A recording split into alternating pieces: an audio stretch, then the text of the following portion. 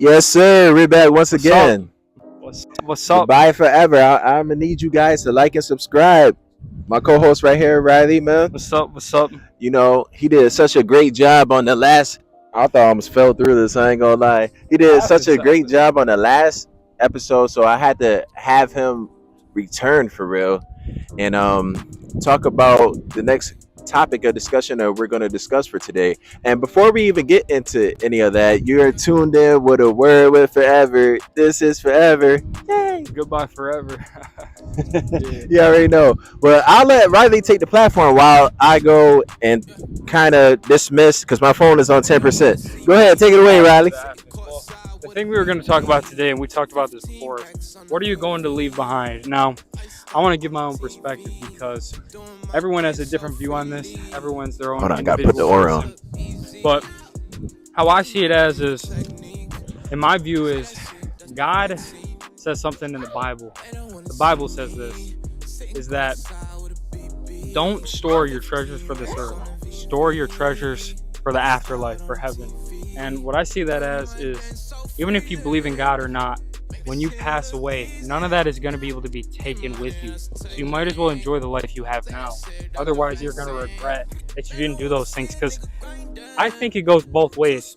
I think in a way, people regret the things they did do, but they regret the things they didn't do more. And if you think to yourself, I didn't even go up and talk to that girl, I didn't even try with that job, I didn't even try with that career, I didn't try with this, that.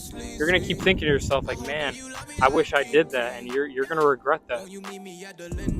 Not only within that, it's just like a lot of people give up to their childhood dreams in the beginning. So it's just like, okay, we get it. You got to make a decision in your mind for real. Because when we were younger, what did they tell us? And I say this so many times, but I had to keep repeating it for people to, I say a lot of things with an open-ended question for you to pick up the pieces for yourself. For you, how does it resonate with you? So basically what I'm saying is, in school they taught us you could be wherever you want to be. You could be the president, you could be an actor, you could be a police officer. You don't want to be that. No, I'm just playing around. But you could be a firefighter, you could be the king, you could be wherever you want to be, right? And then you get to a certain age and they tell you, okay, we got to get a realistic ideal job. And this what happened to you telling us we could be anything that we want to be? So basically what I want to say is, and some people might not like this in the industry, what I'm gonna say, but I'm honest, I'm relentless, and I'm blunt. um Schools are programming. It's really programming. If you really think about it, the bell when you get in, stand up, say the pledge of allegiance, lunchtime, oh, gym time, oh, recess, oh, it's a programming system for real. And I feel like it really kills your imagination for real, like 4x plus 2x and all this other stuff. Instead of, they need to be teaching you how to do taxes. They need to teach you how to foreclose homes. They need to teach you everything that you really need in the real world, how to fill out a job application.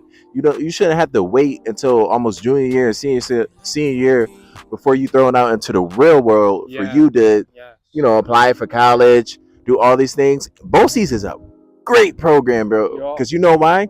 And if you really pay attention to third world countries when they come here, like India, China, Thailand, all of these third world countries, I didn't name all the third world countries. Some were, some wasn't, but you get the idea. Most of these foreign people who come here to eat in America, because you know what? They're taught to work at a young age. While y'all out having fun, this kid is getting off school and going straight to the stores, learning how to sell products at the cash register. If more people would do that with their children, for real, take your child to work day should be almost every day. Teach your kid how to run a business, 100%. Chores, priorities, all of these things are teach you. Teaching you for the real world. But you get what I'm saying. What I think is a lot of things are like kinesthetic learning. Like, I think a lot of things in life you learn by action. There is no learning a lesson the easy way. You have to learn the hard way. You have to realize it. You have to have it happen to you. You have to embody that thing. You have to make those mistakes, those failures and things. And I think that's so much what school teaches you. And I remember I read this one book, Rich Dad Poor Dad, but the author, he said, Robert Kiyosaki, and it made a lot of sense when you think about it. He talked about school, and he said, if a child went to school to learn how to walk, they never learn how to walk, because school punishes mistakes severely a lot of the times. Like, I remember when I was in school, I think it was like second grade or something, and I literally I'd failed this. It was a kind of important test. I remember my teacher said to me, like, you're gonna be a bum on the street working at McDonald's and all this That's crazy stuff. And I'm like, wow. But I also want to say another thing, like a bit of a side tangent that I remembered, is that Time check.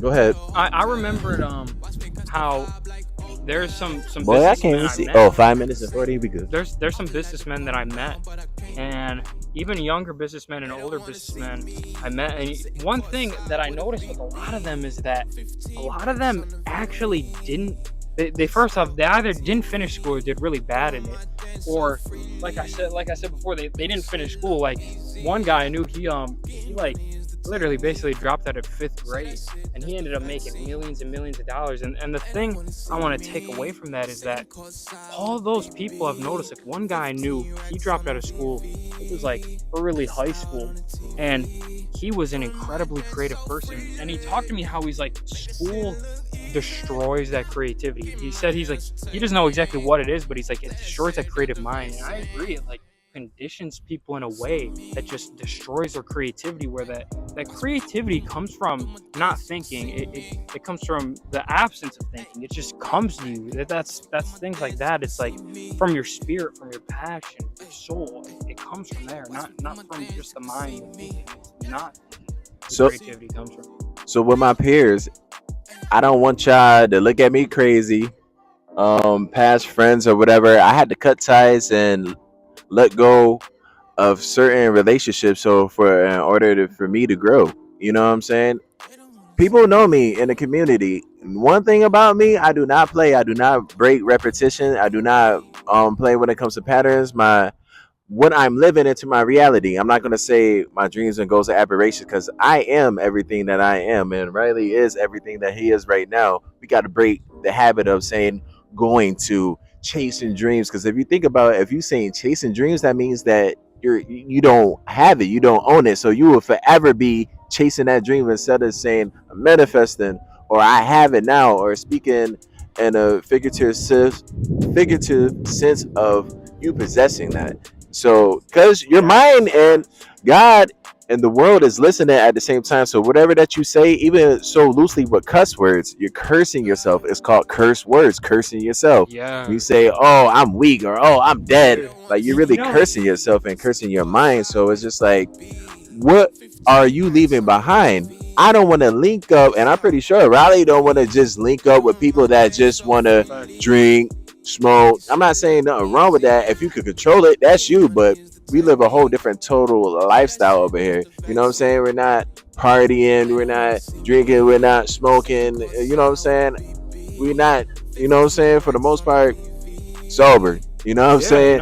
On the right path. So it's just like, you got to respect the fact of what path that we're on, because it's not easy. At the end of the day, you like 22, right? Mm-hmm. He's like 22. I'm 30.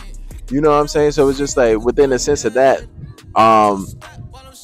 we don't have time for that. We already been there and done that. So it's just like, when you ask to link up, or you asking for us to sit around, be on our phones, and you know what I'm saying? I don't even be on my phone. I'm not even like a social media person unless if it's this. But I'm pretty sure that he's like the same way. Like, you know what I'm saying? When we come down here, we just run into each other. Yeah. We don't, yo, bro, I'm about to head. And that's how you know that it's meant to be. It's destined for us, because we're on the same path and same journey. If people's not on your same path and same journey, you don't have no reason to hang out with them, or, you know what I'm saying? Because their demons becomes your demons. They attach.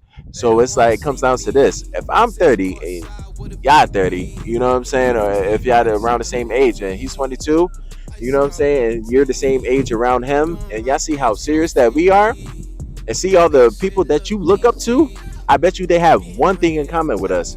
They get to it. They don't have time to lounge around. They don't have time to partying and being in relationships, and all these things are for people who got their self together, disciplined, celebration is not all the time. Celebration is when you accomplish things. If you're out just at the bar drinking and smoking and having a fun time, when you're Celebrating really failure, you, bro. I'll never forget that. You know, go ahead. I didn't interrupt him No, go because ahead. I'll never forget. There's one friend I had a while back, and I remember we drove past this bar, and I remember I looked at these people. I'm like, darn, bro, I don't want to be like them. And the one thing he said to me, he's like, look at those people right now. And he's like, they're celebrating failure, while we're celebrating success. We were literally on the way to the gym, and honestly, a part of me at the time, I didn't even want to go to the gym, but I'm like, I have to do this because when I see other people like that, I'm like, yes, they can live their life, but for me, I'm like, I don't want to be like that. That's something I've already been past, and I really think about Time that. check. I really think about that. You have to deeply embody what you want. You have to understand that in life, you're gonna make a lot of mistakes, and a big thing as well, Let me stop. like he was talking about a minute ago, is your identity, the way you see yourself, like even the words you use. I remember specifically there was a person I was training when I was doing personal training, and I remember I said to him, because he was saying to me, he's like, well, I'm eating junk food. And I was like, listen to that word you just said right there, junk food. I'm like, it's literally, it's junk. In your mind, you're saying it's junk. And I remember he got in a massive argument with me. But the point is that, like, Accountability. even those words, you have to listen to the words you're saying. If you know you're eating junk food, then what do you think you're going to get out of it? What you put in is what you get out.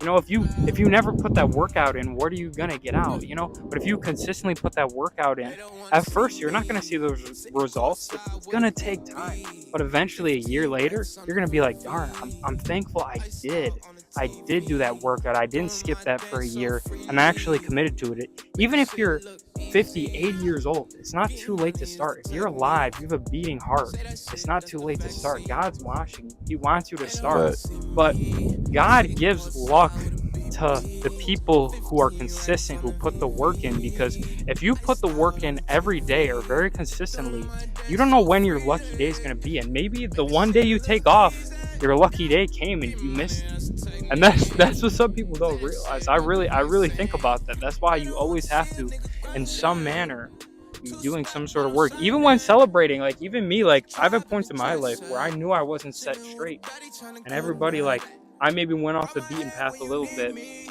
and maybe say, like, I went and partied with some people, and the whole time I'm at that party, I just think to myself, man, I'm not doing what I have to do.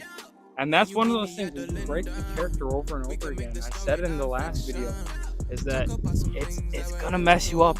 And I just think of that so deeply. Like, when you know yourself, you're like, I can't be doing this. I don't identify with this. This is not something that's meant for me. And you continue to do it, you're gonna screw yourself up a lot. Your spirit, your connection with God, everything. And in conclusion to what he's saying is, before we wrap this up, number one thing you have to do for yourself, you can't be so hard on yourself. Just be aware. There's a difference between being overly obsessive of things and just being aware. Like, you know, if you're doing anything that's bad or that's harmful to yourself, that's contradicting to how you want to live or how you live in your life right now, just be aware of what you're doing as you're doing it, but don't keep doing it, because if you keep doing it, then you don't really mean it. Then you can't go to the gym, you know what I'm saying, one day a week or like here and there, and then go and eat what pizza, yeah, McDonald's, you know what I'm saying, McDonald's, Burger Like, King, all that, and then not spending any change.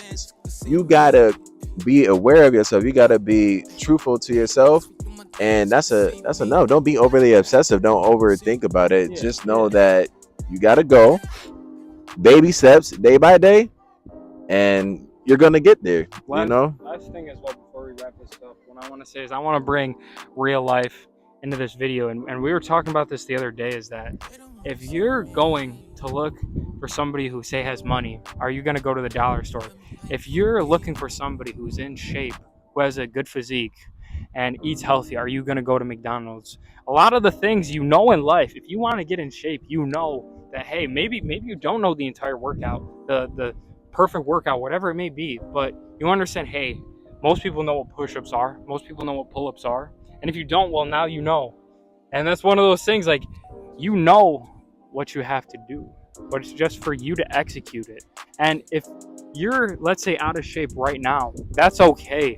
But if 1 year, 2 year, 5 years, 10 years down the road, you're still out of shape, then that's a problem. It's not now. If you don't start, then it's a problem. It's only a problem if you never do it. That's how I see it. Yeah, and that's just how it is. Appreciate you again, Riley. I'm pretty sure you're gonna be here in future episodes and all of that. It's my boy Riley, my co-host for today and probably forever. It's your boy Goodbye Forever, and we're signing out with a word with forever. This is forever. Yay! Have a blessed day, y'all. It's beautiful out here. Do not come out here. It's crazy. You come out here for a little bit, but not nothing too crazy because you will melt.